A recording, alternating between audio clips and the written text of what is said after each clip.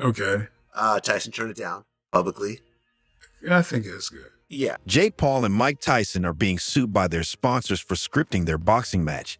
Sponsors argue the fight was as fake as a reality TV breakup, and fans who wagered their savings likely feel the same way. 20 million allegedly. Jake Paul allegedly made 40 million. There were over 72,000 fans who attended. $18 million at the gate. This was actually the ninth highest combat sports gate ever. Tyson, nearing 60, landed only 18 punches, while Jake, still in his late 20s, won unanimously. Age gaps and predictable outcomes seem to be boxing's new trend. But was it just a cash grab? Tyson earned $20 million and Paul made a massive $40 million. Must be nice getting paid more for acting than actual fighting, huh? Everyone won. Jake Paul won. Mike Tyson won. Netflix won. The fans, they got something. I don't know. Yeah, The fans won. They got reality. Instead of dodging jabs, Tyson and Paul are now dodging lawsuits from sponsors who didn't sign up for this circus.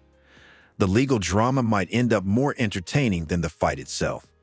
Tyson's currently facing a $1.6 million bill, and honestly, he might want to add a couple more million considering how painfully awkward that match was. The folks at Mitter are the ones taking him to court, clearly not thrilled about being part of this whole fiasco. Like a business. Right. He's handling like it was a governing body, something like that? No, it's like this playpen. Hey, let's put these. Hey, how come you want this? Hey, come on, let's put them in. Yeah, they don't want to fight. Hey, you guys want to fight? It's me. Yeah, let's fight. Tyson apparently ditched his promotional deal with Meteor faster than he gave up on landing a punch against Jake Paul. And not just any deal. It was supposed to be a partnership that would have lined Meteor's pockets. Instead, they watched Tyson bail out to cozy up with Netflix for the Paul fight, leaving Meteor holding the financial bag. Now, to make matters worse, they're in London's High Court. This isn't just a minor legal scuffle, it's full-on drama. Meteor is asking Tyson to cough up $1.6 million, but it's not only about the money. The real kicker is the added layer of embarrassment Tyson's facing, as his reputation and finances take a major hit. It may have been somewhat rigged. Now, there's varying degrees of arguments. The first is that Tyson might have been knocked out in the ring, but this lawsuit is like a referee counting him out all over again. Except now his opponent is Meteor, not Paul. The saddest part? Tyson's probably going to get outclassed again. Just like in the fight, it's the same story. Different day, different kind of defeat. How fast he can be at 58, Roy Jones. Rounds. Jake Paul, 12 of 53, 23%. Tyson coming out aggressively. On November 15, 2024, AT&T Stadium in Texas was electric, with 70,000 fans packed inside and millions streaming on Netflix, all anticipating a legendary boxing showdown. The hype promised a battle for the ages, a historic clash to be remembered. Instead, what unfolded was a far cry from greatness, more like a senior citizens fitness class than a high-stakes fight. The crowd's excitement turned into collective disbelief as expectations crumbled. A 28-year-old kid who, used to be a YouTuber and he's worked hard to learn boxing. He really has. He's come along, but really, he's still not of that level. Tyson threw just 97 punches and landed a mere 18. Yes, 18. That's less than a quarter of his attempts connecting. If this was his idea of a comeback, someone needs to hand him a new game plan. Maybe a rematch with his trainer, not a YouTube star. Meanwhile, Jake Paul, doing what he does best, walked away with a massive paycheck without even breaking a sweat. He won unanimously, which might have been the most surprising part of the whole ordeal. Tyson, on the other hand, seemed more focused on battling gravity than Jake. At one point, it felt like the referee might pause the fight, hand Tyson a chair, and offer him a glass of water just to help him get through the rounds. And, of course, the internet didn't hold back. Social media exploded, but not with excitement. Fans were furious. People paid top dollar expecting a brutal brawl and instead got a glorified circus act. Twitter went into full roast mode, with worst fight ever trending faster than Jake Paul running from actual professional boxers. What was promised as an epic clash turned into an unintentional comedy special. X has spoken. The fight was scripted. Everyone is talking about this on X, and the script was actually leaked on X a few days ago. Conspiracy theories erupted after the fight, with fans claiming it was staged. And honestly, they might have a point.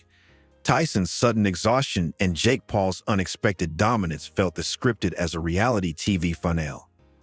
If there was a script, they could have at least made it interesting. Maybe a surprise knockout or even a steel chair. Boxing purists couldn't resist roasting the spectacle, calling it a disgrace and comparing it to a low-budget wrestling match. Even legendary fighters joined the criticism, likely questioning how the sport they helped build ended up featuring a retired champ struggling and a YouTube prankster thriving. A lot of people were buffering and unable to watch it despite signing up to pay for it. As if things couldn't get worse, Netflix managed to fumble even harder than Tyson in round 5. Their live stream crashed spectacularly, with buffering issues and outages affecting around 90,000 viewers. Now, Netflix is facing a $50 million class action lawsuit from angry fans, who likely found the error screen more entertaining than the fight itself. Let's tally the damage. Tyson's being sued, Netflix is being sued, and Jake Paul is somehow walking away richer, more famous, and even more unbearable. If this fight proved anything, it's that boxing might be on life support, or worse, trapped in a reality show nightmare where credibility taps out in the very first round. Last Friday's big ringside fight could be heading to court. A Florida man has filed a $50 million lawsuit against Netflix claiming breach of contract after subscribers dealt with buffering issues during the Jake Paul and Mike Tyson fight. Netflix's biggest hit wasn't the angry tweets. It was the $50 million class action lawsuit filed by outraged fans, claiming false advertising, emotional distress, and financial damages. Fans demanded Netflix pay up for what they called the streaming equivalent of a flat tire. Considering how much Netflix likely spent on streaming rights, this lawsuit could go down as the priciest buffering wheel in history. Legal analysts labeled it Netflix's costliest glitch yet, suggesting the company's failure to deliver a seamless live experience could redefine how streaming platforms approach live sports. It's as if Netflix tried to play ESPN for a night, but ended up looking like a bootleg YouTube stream from 2008. For a company that pioneered binge watching, you'd think they'd have nailed live streaming by now. I'd just be real bummed out to see Mike get KO'd right. at 58 years at old. 60, like, what other sport would we let a 58-year-old man compete other than golf? If you thought Tyson and Paul could just cash their checks and move on, think again. The backlash from this fight hit harder than any punch thrown that night. Both fighters are now drowning in controversy, lawsuits, and public outrage. For Mike Tyson, this might be the messiest chapter of his already dramatic career. His legendary boxing legacy, built on brutal knockouts and iconic wins, is now overshadowed by a fight where he looked like he needed a nap after every jab. Fans are calling it a boxing scam, and Tyson's name is now tied to a match that felt more like a scripted circus than a real fight. A heavyweight champion reduced to a punchline. Talk about a career twist no one saw coming. How do you even assess how good I was? Well, because I said I didn't know. And actually, but you called me average after you 1 minute. Average. But you called me after 1 minute of my first professional. Then there's Jake Paul, who somehow manages to become more hated with every event he headlines. Fans accused him of fighting a retirement home version of Tyson, with many calling the bout a glorified sparring session. Even Paul's diehard supporters struggled to defend the lackluster action, especially after rumors of a leaked fight script began circulating online. Sponsors, once eager to plaster their logos on anything Paul-related, are now reportedly reconsidering their partnerships. Being linked to what's widely called the most questionable fight in boxing history isn't exactly great for branding. Rumor has it several major brands quietly backed out of future deals after witnessing the legal and PR fallout. True. I just beat a 5-time world champion. A UFC. You don't know my ability though. That's true. That's true. You don't. I don't know where you might go. I just give you where I think you're at, which I'm entitled to.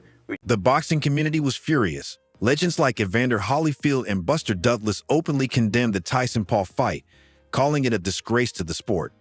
Some claimed it had done irreversible damage to boxing's already fragile credibility. This wasn't boxing. It was a money-grabbing gloves, one retired fighter declared. Adding to the chaos, The fallout wasn't limited to the ring. The real battle is happening in court. Lawsuits are piling up, with the legal drama now overshadowing the lackluster bout. First up, Tyson versus Metter, a Cyprus-based company promoting Rabona Sportsbook and online casino. Metter claims Tyson pulled a disappearing act on a lucrative sponsorship deal to clear the way for his Netflix-backed fight with Jake Paul, causing them $1.6 million in damages. Metter accuses Tyson of ditching them faster than Jake Paul's boxing fundamentals. And the case has landed in London's High Court, with the boxing gods seemingly declaring, "You thought the fight was over." Welcome to round 2. In court, this legal battle could prove to be Tyson's toughest yet. No punches will be thrown, but plenty of wallets are bound to take a hit. Netflix is currently being sued over their Jake Paul-Mike Tyson fight. And it's not because people think the fight was rigged, though I have questions, and that's what we'll get into. It's because it didn't work, and a lot of people were buffering and unable to watch it despite signing up to pay for it. But the real chaos lies in Asterisk fans versus Netflix Asterisk. Remember when Netflix hyped the fight as the live event of the century? Instead, 990,000 fans were met with buffering screens and error messages instead of knockout punches. Furious viewers filed a $50 million class action lawsuit, accusing Netflix of ruining their fight night experience. Fans didn't pay for spinning circles. They paid to see Tyson land something other than legal troubles. Netflix's PR team must be sweating harder than Tyson after round 4. And the fallout could get even messier. If the courts rule against Tyson, Netflix, or the fight promoters, the ripple effects could reshape celebrity boxing. Future events might face stricter regulations, transparency requirements, and even mandatory entertainment guarantees to prevent another debacle. Fans, they got something. I don't know Yeah, if the fans won. They got reality. They got reality. Yeah, they got reality. The fans got reality. Boxing's reputation after this fight is flat on the mat, waiting for the ref's count. The damage is done. Credibility took a beating worse than Tyson's punch stats. Fans are left questioning whether any high-profile fight is real or just another scripted cash grab. The industry impact is undeniable. Promoters are rethinking how they market celebrity fights. Simply tossing big names in the ring and hoping for pay-per-view gold isn't cutting it anymore. Fans want real action, genuine drama, and actual competition, not a sluggish spectacle that feels like a bad reality show finale. The skepticism runs deep. Hardcore boxing fans now have trust issues, and future influencer boxer matchups may struggle to attract viewers without offering proof of authenticity. Fans want assurances they aren't paying for a staged circus. As for boxing's future, the real fights might no longer be in the ring, but in courtrooms, press conferences, and social media threads. Boxing isn't dead, but it's definitely down for an 8 count, and only time will tell if it can rise to its feet again.